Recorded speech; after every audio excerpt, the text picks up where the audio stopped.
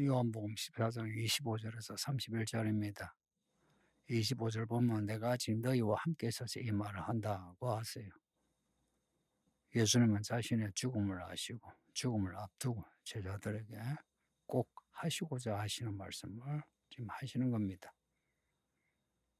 가룟 유다는 예수님을 팔러 나가고 이제 남은 제자들은 그래도 그 예수님 표현처럼 온몸을 씻어 발만 씻으면 되는 예수님의 참된 제자들입니다. 그들에게 당부하고자 하는 말씀을 하시는 겁니다. 성령을 말씀해요. 14장은 계속해서 성령을 말씀하는데 앞에 성령을 보혜사라 말씀하고 또 26절에서 보혜사를 언급합니다. 예수님이 보혜사시고 성령이 또 다른 보혜사, 아버지 하나님은 보혜사를 우리에게 보내신 하나님 아버지십니다. 보혜사 곧 아버지께서 내 이름으로 보내실 성령, 그가 너에게 모든 것을 가르치고 내가 너에게 말한 모든 것을 생각나게 하리라. 아버지 하나님이 예수 이름으로 성령을 보내십니다. 예수님을 잘 믿어야죠. 예수의 이름을 부르고 예수님 말씀을 순종하는 겁니다. 예수 이름으로 무엇이든지 구하며 예수께서 행하신다 하시죠. 예수 이름으로 성령을 사모하세요. 성령을 주십니다. 물건처럼 주시는 게 아니고 우리와 하나님과의 관계가 특별한 관계가 되는 겁니다. 예수님 안에 아버지 하나님이, 아버지 하나님 안에 예수님이, 우리 안에 아버지와 아들의 은혜와 진리로 성령이 거하신 겁니다. 우리가 진짜 하나님의 사람이 되는 겁니다. 진짜 하나님의 사람이 되어 우리의 인생이 헛되지 않고 하나님의 나라, 그 의를 위한 일을 하는 사람이 되는 겁니다. 일입니다. 일. 이 요한복음 또 요한계시록에서 강조되는 게 일입니다. 일. 앞에 예수님이 하신 말씀이에요. 내 말을 듣고 못 믿거든 내가 하는 일을 보고 나를 믿으라 하셨어요. 우리가 하나님의 나라와 그 의를 위한 일을 하게 하려고 성령이 하시는 일이 뭐냐? 그가 너에게 모든 것을 가르치고 내가 너에게 말한 모든 것을 생각나게 하리라. 자, 두 가지입니다.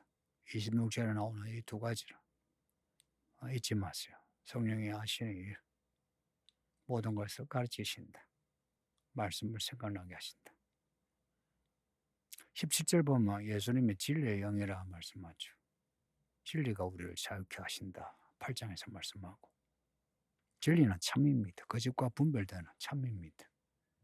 그런 진리는 지성과 관련돼서 알아야 합니다. 단지 믿습니다가 아니고 알아야 합니다. 믿음으로 알고요. 알고서 따르는 게 믿음입니다. 우리가 자유케 되는 이 죄로부터의 자유든 세상으로부터의 자유든 간에 진리가 아니면 자유케 될 수 없습니다. 교회는 다녀도 자유케 되지 않는 사람이 있죠. 나는 믿음으로 성경도 읽고 기도를 해도 자유하지 않은 사람이 있죠. 자유하지 않으니까 불안해하고 두려워하고 미워하고 짜증내고 이제 이 모든 게 합해지면 마음이 악해집니다. 그 악한 마음, 악한 생각을 하게 되고 그러면 주의 말씀이 들어와도 말씀의 안에 뿌리를 내리지 못합니다. 그러나 말씀을 받아들인다면 그리고 우리의 마음에 악함과 그리고 악한 생각을 깨우친다면 내가 악하구나. 내가 잘못 살았구나. 한다면 우리는 성령을 받아들이게 되는 것이고 그 성령으로 인해서 평안하게 됩니다. 단지 심리적으로 평안이 아니고 우리의 전인적인 평화가 옵니다. 27절에 평안을 너에게 끼치노니 나의 평안을 너에게 주노라. 끼치노니 주노라. 이 두 동사가 나옵니다. 끼친다는 것은 우리에게 남겨준다 혹은 우리에게 건네준다. 주노라, 끼치노라. 뭐 같은 의미지만 다른 동사로 같은 의미의 다른 동사로 강조하고 있습니다. 평안을 우리에게 필요한 거는 근심과 두려움이 없는 평안 아니겠습니까? 안녕하세요 하는 게 평안하십니까? 하는 거 아닙니까? 우리 인생에 요원한 게 평안입니다. 돈이 있어도 불안하고 건강에도 그렇고. 성령을 받아서 예수와 그리스도, 예수 그리스도, 아버지 하나님 안에 있어 이 땅에서 하나님의 나라를 보고 또한 우리가 죽은 뒤에도 우리가 영원히 갈 거처를 확인한다면 참 평안이 오죠. 28절에 예수님이 갔다가 다시 오신답니다. 예수님을 사랑하며 예수님이 아버지께로 가심을 오히려 기뻐하신답니다. 기뻐한답니다. 우리가. 왜냐? 아버지와 아들 모두에게 영광스러운 일이 아들이 십자가에 죽고 부활하여 하늘로 올라가는 겁니다. 그리고 아들이 아버지께로 가셔 성령을 보내심으로 성령을 받은 사람들이 아들보다 더 큰 일을 하기 때문입니다. 그렇게 해서 우리가 아버지와 아들의 거처가 되어 그 성령의 전이 되어 하나님께 영광을 돌리게 될 겁니다. 그 하나님께 영광을 돌린다. 하나님이 보시기에 좋아하는 하나님이 뭘 좋아하십니까? 우리의 구원을 좋아하십니다. 우리가 구원받을 때 하나님은 기뻐하시면서 영광을 받으십니다. 하나님의 영광에 대해서 오해하지 마세요. 우리가 뭔가 업적을 남겨 하나님의 이름을 높인다는 것은 그런 일이 좋은 일이긴 하지만 때로는 우리의 착각이요 교만일 수 있습니다. 하나님의 일은 구원입니다. 내가 구원받고 당신이 구원받고 그래서 우리는 하나님의 일이 이루어질 때 우리가 구원받은 걸 감사하고 기뻐하고 또한 누군가가 구원받은 것을 감사하고 기뻐하는 겁니다. 7인의 인들이 진행이 될 때 세상 사람들은 그냥 놀라 당황하고 무서워하죠. 그러나 우리는 기뻐해야 하는 게 7인의 이야기들이 진행이 되면서 하나님의 구원의 경륜이 완성되는 겁니다. 세상은 하나님을 알지 못해 하나님의 진노 가운데에 멸망당하지만 그러나 하나님의 의의 옷을 입고 단장하고 준비한 성도들은 예수님이 다시 오심을 기다리니 그들을 데리러 오시는 겁니다. 내가 갔다가 거처가 마련되면 다시 오마 하신 말씀이 진짜입니다. 갔다가 다시 오신다. 갔다가 다시 오신다 할 때 우리를 떠나신다. 그렇게 생각하지 마시고 가시는데 우리에게 성령을 보내주셔 우리와 함께 하시는 겁니다. 성령을 보내 우리에게 주심으로 그 성령 안에서 우리는 아버지와 아들을 만나고 알게 되고 아버지와 아들의 능력으로 하나님의 일을 이루게 되는 겁니다. 28절에 내가 갔다가 다시 오신다 하는 말씀 이 말씀 안에 담겨져 우리가 하나님의 구원의 일들을 잊어버리지 마세요. 30절 보면 이후에는 내가 너희와 말을 많이 하지 아니한다 합니다. 왜냐? 이 세상 임금이 오기 때문에.